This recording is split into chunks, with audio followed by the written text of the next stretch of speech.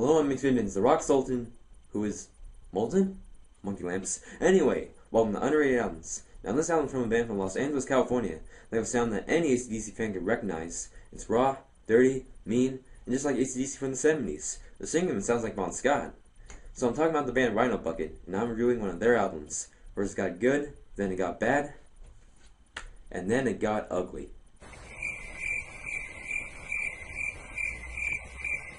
What? I was referring to the movie, The Good and the Bad and the Ugly, and the album's called And Then It Got Ugly? Get it?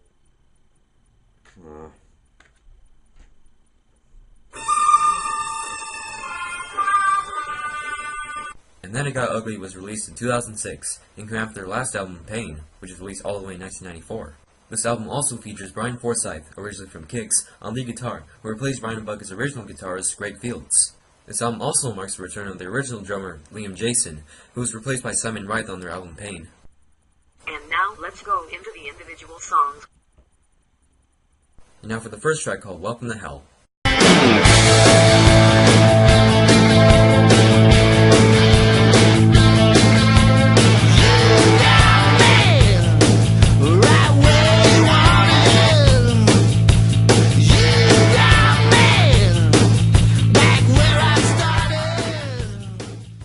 The song's an awesome opener and standout with its infectiously catchy riff. Singer and rhythm guitarist Georg Dolivo sounds great with his snide vocals. With its power and energy, the song serves as a welcome mat to what's to come next on this album. This has to be one of Rhino Bucket's best songs.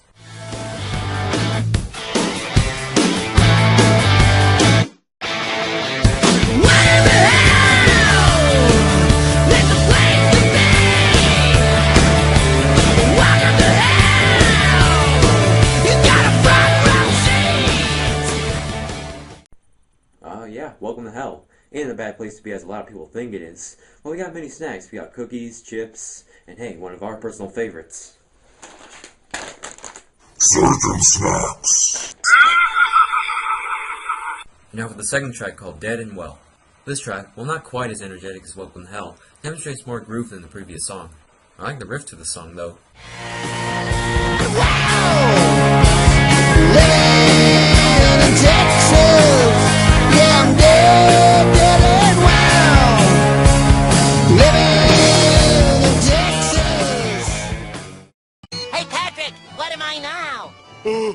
Stupid? No, I'm Texas! And now for the third track called Don't Bring Her Down.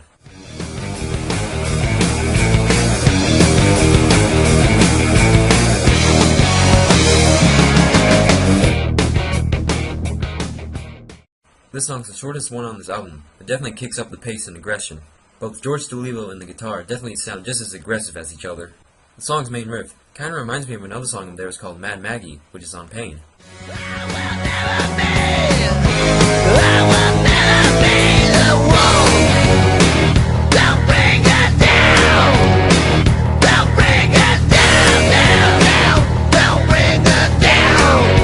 Allow me.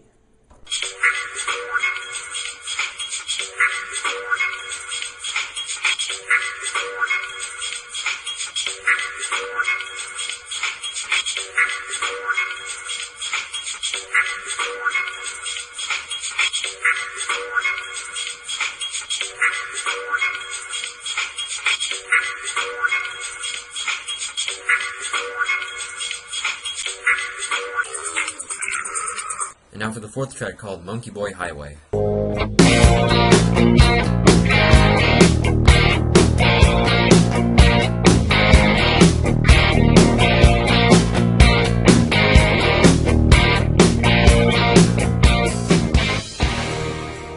This song goes back to the groove that was present in Dead and Well.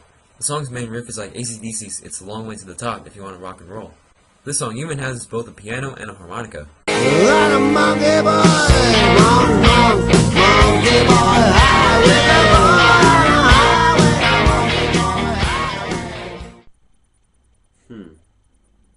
wonder where is the Monkey Boy Highway?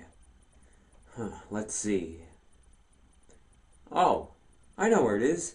Must be by George Bush's house. Now for the fifth track called Smile.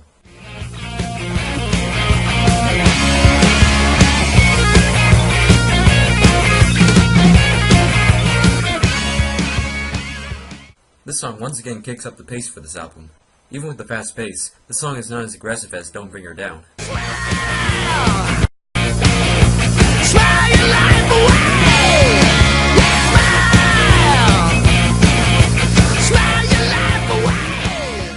Well, anyway, this song is... What? Why? I don't want to. You son of a... Alright, I'll do it. But I warn you folks, it's not gonna be pretty. Well, here it is. Now for track number 6 called Word.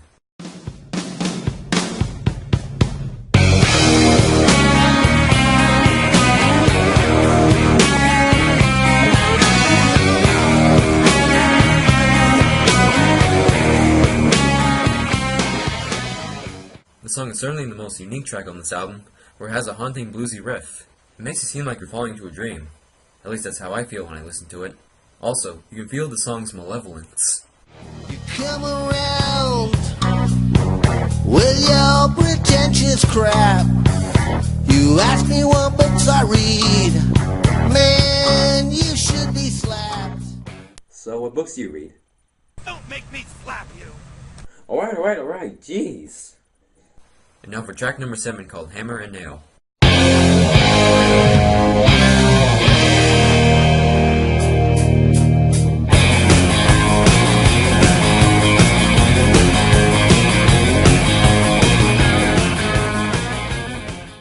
This song picks up the pace once again. It even picks up the aggression as well. In fact, this song is almost as aggressive as Don't Bring Her Down. It's too bad what they did to Sheila. It's too bad that they did it to her. Sheila, she like the whole again. And now for the 8th track called Invisible. Might as well just hide and make yourself invisible. Take it on stride, let it go. I'll have to admit, the song has to be the weakest track on this album. I mean, it's not a bad song, but it's just kind of plain to me. The lyrics are a little good though. They seem to talk about a girl who's an outcast. Well, let's move on to the 9th track called She Writes. This song kinda sounds like Invisible, but I actually think this is the much better song. I mean, this song's riff just seems to pack a little more of a punch. Also, the lyrics seem to talk about a mother who leaves her family. And now for track number 10 called Blood, Sweat, and Beers. This song is not only a standout, but an anthem to drinking and partying. The song's beginning kinda reminds me of Everybody Wants Some by Van Halen. Well anyway, this is actually the first song I ever heard from Rhino Bucket. Now I want a dead beer. You gotta keep it real. Blood, sweat, and beers. Carry the outdoors now. Blood, sweat, and beers. Time out and shut them down.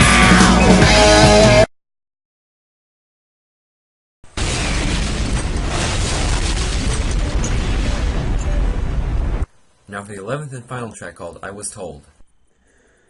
Now folks, I'm not worried about this song. This song's unlike anything on this album, or anything Rhino Bucket's ever done.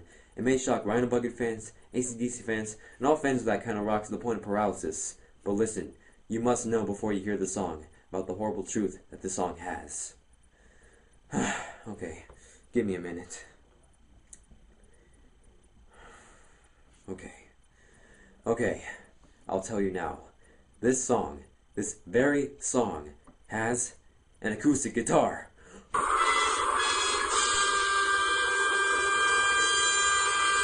No! Oh, please, God, no! Yes, I know, it isn't that big of a deal. Also, this song's not actually an original recording, but the acoustic version of the original song, which is on Pain. This song's a nice bonus to an already awesome album.